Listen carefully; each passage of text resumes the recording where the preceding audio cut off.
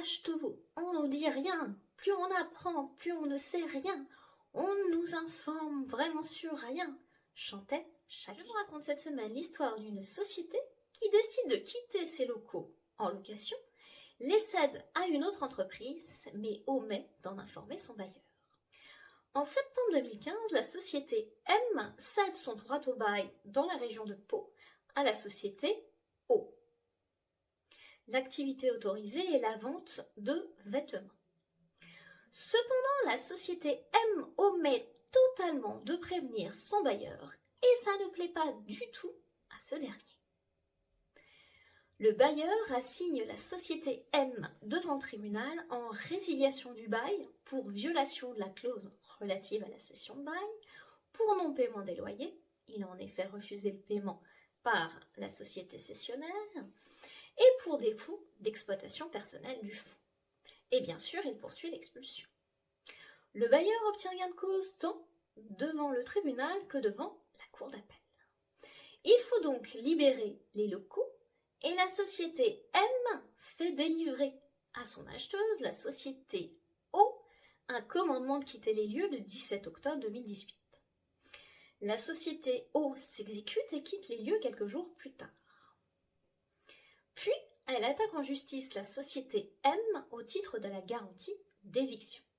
Cette garantie prévoit en effet que l'acquéreur évincé, c'est-à-dire celui qui a perdu le droit d'occuper les locaux, a droit en substance au remboursement du prix de vente, ainsi qu'à des dommages et intérêts.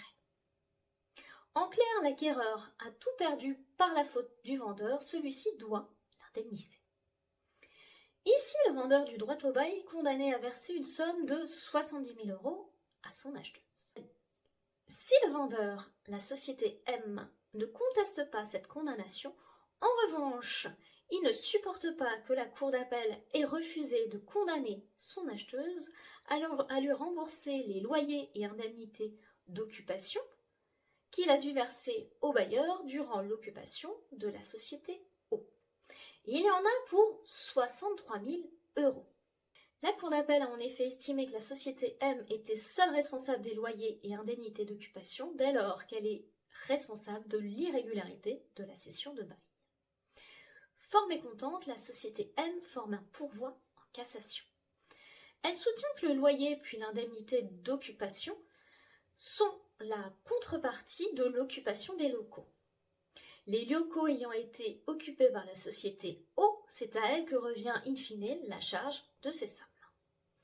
À votre avis, a-t-elle obtenu gain de cause? La réponse est non.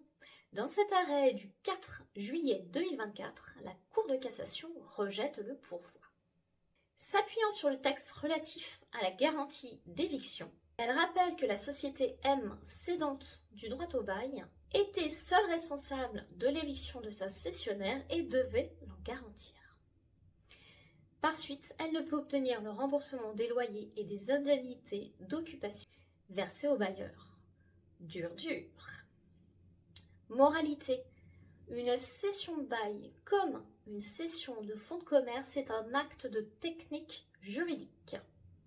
Il est donc indispensable d'être bien accompagné, en l'occurrence par un notaire ou par un avocat spécialiste en droit immobilier. En faisant l'économie, la société M s'est exposée à une procédure qui a duré plus de 8 ans, à la charge mentale et aux coûts afférents, et a dû verser, en tout et pour tout, une somme de plus de 130 000 €, répartie entre sa bailleresse et son acheteuse. À partir de là, c'est vous qui voyez. Si cette vidéo vous a plu, vous pouvez la commenter, la liker ou la partager. Vous pouvez également vous abonner pour ne rater aucune de mes vidéos. Quant à moi, je vous dis à la semaine prochaine pour une toute autre thématique.